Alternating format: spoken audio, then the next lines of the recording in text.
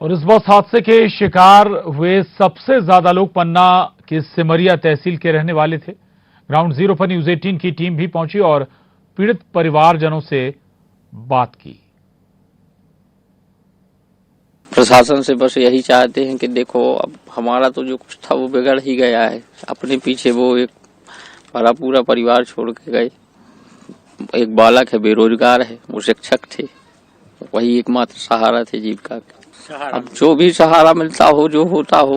उत्तराखंड में हुए भीषण सड़क हादसे में जहां एक और मोहंद्रा गांव के भी निवासी मारे गए हैं, हम उनके मोहंद्रा ग्राम पहुंचे हुए हैं, जहां पर आप साफ तौर पर देख सकते हैं पीछे के किस तरह से गांव में मातम पसरा हुआ है। गांव के लोग एक दूसरे से मिलने के लिए जा रहे हैं। गांव में किसी के भी घर में चूल्हा नहीं जला है। 26 लोगों की दुखद मौत हुई है। लोग स्तब्ध हैं, एक दूसरे से कुछ नहीं कह रहे हैं। सिर्फ जैसे मौत की खबर फैलती जा रही है, वैसे वैसे लोग एक दूसरे को सांत्वना देने के लिए पहुंच रहे हैं। आप साफ तौर पर देख सकते हैं किस तरह से मोहंद्रा ग्राम की गलियों में मातम पसरा है। एक भी घर ऐसा नहीं है जहां पर चूल्हा जला हो।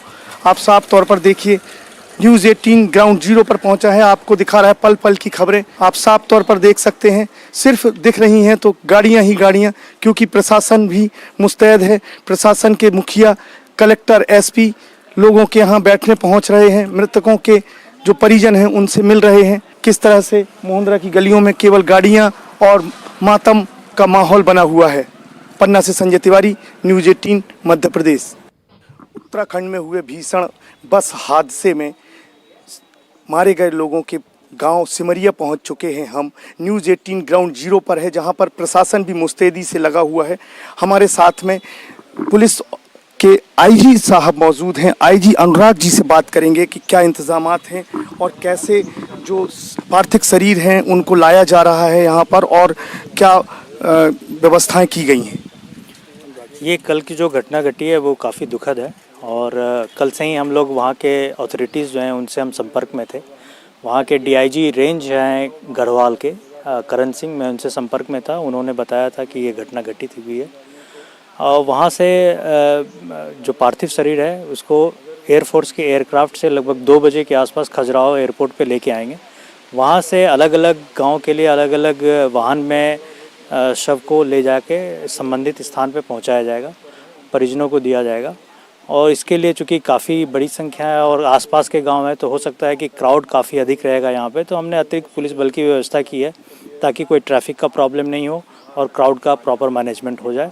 तो हमने एसपी साहब को भी बताया है, उनको फोर्स अभी कुछ देर में मिल जाएगा, तो इसकी व्यवस्था की जाएगी। सर, ग्राउंड जीरो पर आप हैं, सिमरिया ग्राम के अधिकतर लोग हैं, यहाँ के आसपास के लोग हैं जो भीषण हादसे में शिकार हुए हैं, तो क्या आप उनके परिजनों से भी मिले हुए? अभी हम लोग यहाँ से सभी लोग उनके परिजनों से मिलने जा रहे हैं, और जो जिस परिवार में ये दुखद घटना घटित हुई है उन परिजनों को मेरी संवेदना है, और मृतक जो हैं, जो डिपार्टेड सोल हैं, उनको हमारी श्रद्धांजलि अर्पित है। हम लोग उनके परिवार से आज अभी जाके मिलेंगे। अभी हम लोग जाने की तैयारी कर रहे हैं और सभी गांव में जाके एक एक परिवार से हम लोग मिलेंगे। सर, जब घटना घटी थी उसके बाद में पता लगा पाना कि कौन से गांव के कौन से लोग हैं, कितना बड़ा चैलेंज था पुलिस के लिए? ये मुश्किल था, लेकिन चूँकि हम वहाँ के गढ़वाल डीआईजी के एक संपर्क में थे, हमारे एसपी साहब वहाँ के एसपी के संपर्क में थे, वहाँ के एसडीआरएफ की टीम के संपर्क में थे, तो उन लोगों ने एक अच्छी लिस्ट बना के रखी थी जिसमें मोबाइल नंबर वगैरह थे। 2 बसें थी, एक बस के साथ ये दुर्घटना घटी, दूसरे बस में यहीं के काफ़ी लोग थे, उनसे खबर मिल गई थी, और रात भर हमारे एसपी और कलेक्टर अलग अलग गाँव में जाके ये सारी जानकारी इकट्ठी की। मुश्किल हुआ, लेकिन हम लोगों ने पूरी जानकारी एकत्रित कर ली। जी, आपने सुना कि मुश्किल था, लेकिन फिर भी पुलिस के लिए जानकारी एकत्रित करने का काम किया गया, और ग्राउंड जीरो पर सारे आला अधिकारी जैसे कि आईजी, कमिश्नर, पुलिस अधीक्षक और कलेक्टर यहाँ पर मौजूद हैं। पार्थिव शरीर का इंतजार किया जा रहा है।